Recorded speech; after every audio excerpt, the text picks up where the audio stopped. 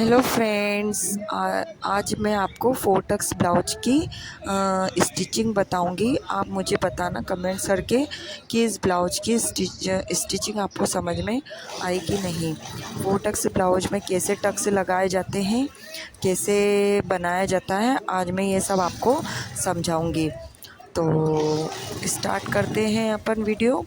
मैंने कटिंग तो एक दिन पहले ही कर ली थी और मैंने फिर बैक साइड भी तैयार कर लिया है।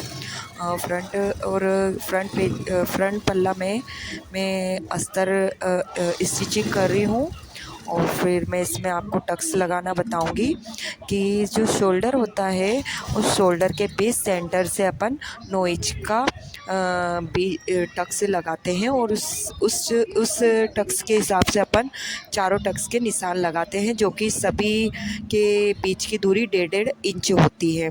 यदि मैं छोटा व्यक्ति होएगा तो उसकी 8.5 होगी, और यदि फुल लंबाई होगी उसकी तो 9, मतलब 8, 8.5, 9, इससे ज़्यादा नहीं ले सकते हैं। और ज़्यादा यदि चेस्ट के हिसाब से भी होता है, ज़्यादा यदि हेवी साइज़ का होता है तो अपन 9.5 की भी लंबाई लेकर वो चारों टक्स की दूरी पर टक्स लगाते हैं। आप चाहो तो बीच शोल्डर से बीच में निशान लगाकर चूड़ी से गोल बनाकर उससे भी टक्स लगाया जा सकता है, और नहीं तो फिर चारों के 1.5 इंच की दूरी पर टक्स का पॉइंट्स लगाकर फिर उन चारों टक्स को पर सिलाई की जाती है।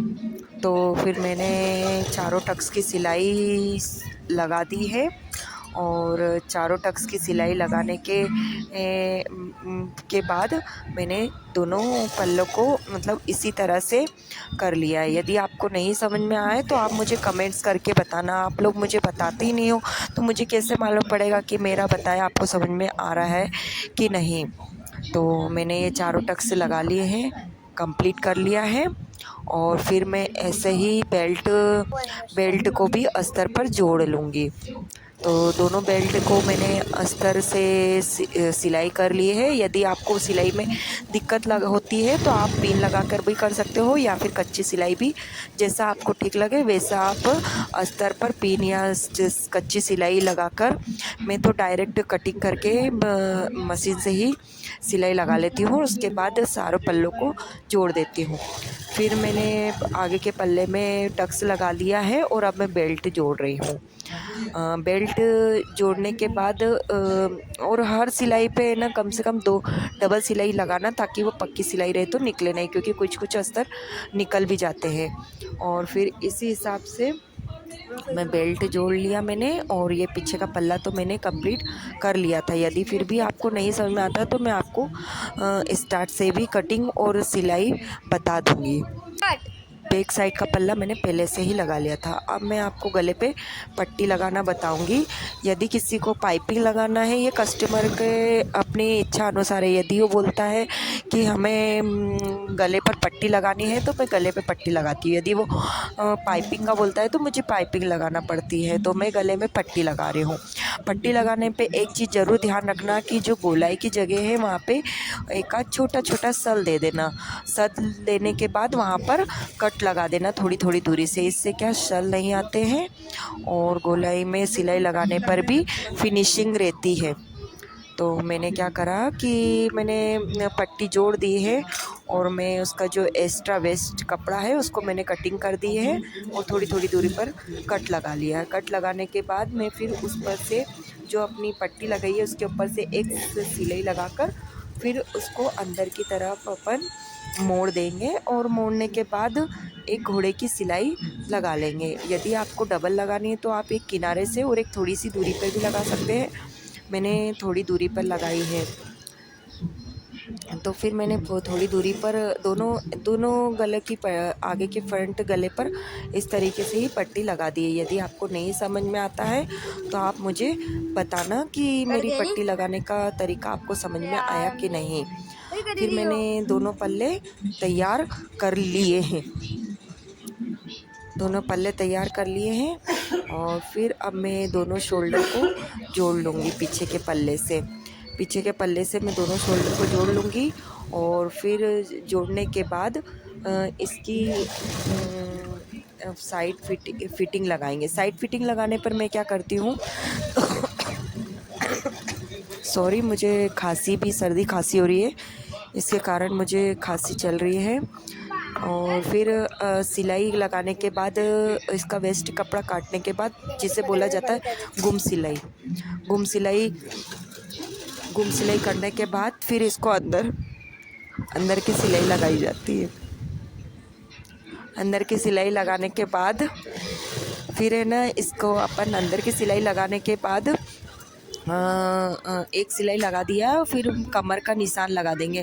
कमर का कमर का जब भी अपन नाप लेते हैं तो उसको गोलाई से लिया जाता है और चेस्ट का एक पल्ले से नाप लिया जाता है। तो मैं तो आस्तीन के पूरी गोलाई का नाप लेती हूँ और कमर में भी गोलाई से नाप लेती हूँ। फिर आस्तीन का जो बॉटम की जो गोलाई होती है उसका हाफ करके निशान लगा लेते हैं, और जो कमर का निशान होता है उसका भी हाफ करके निशान लगा लेते हैं, और चेस्ट का चौथा भाग करके उसका भी निशान लगा लेते हैं, और फिर उसकी फिटिंग लगा देते हैं, साइड फिटिंग। यदि आपको फिर भी नहीं समझ में आता है तो आप मुझे बता सकते हो कमेंट्स करके। मेरे कस्टमर का कहना था कि आप मुझे लूम लगाओ, तो लूम भी नई डिज़ाइन पर लगाना। तो मैं फुल स्टिचिंग करने के बाद मैं आपको बताऊंगी कि मैं इसमें लूम भी एक फूल की पत्ती की डिज़ाइन है वो वाले मैंने इस पे डोरी बनाकर तैयार करूँगी और फिर लगाऊँगी। तो लगभग से मेरी ब्लाउज की फ़िटिंग भी कंप्लीट होने वाली है। तो आप मुझे बताना, ये 4 टक्स ब्लाउज की स्टिचिंग कर रही हूँ, और मुझे वैसे 3-4 तरीके आते हैं, आप पर मुझे बताना कि यह तरीका आपको समझ में आया कि नहीं। और ये मेरा ब्लाउज कंप्लीट हो गया है। अब मुझे इसमें डोरी लगानी है और डोरी तैयार कर रही हूँ मैं। तो अपन पाँच ही लंबाई और 5 ही चौड़ाई का एक स्क्वायर बॉक्स टाइप का कपड़ा कटिंग कर लेंगे। करने के बाद उसको फिर एक तरफ से मोड़ लेंगे, जैसा कि अपने समोसे की जो आकार होता है, तिकोना आकार, उस आकार में मोड़ लेना है। बस ये ध्यान रखना कि चारों तरफ की कटिंग बराबर होनी चाहिए। यदि 4 है तो 4-4 लेना था चारों तरफ से, यदि 5 है तो 5-5।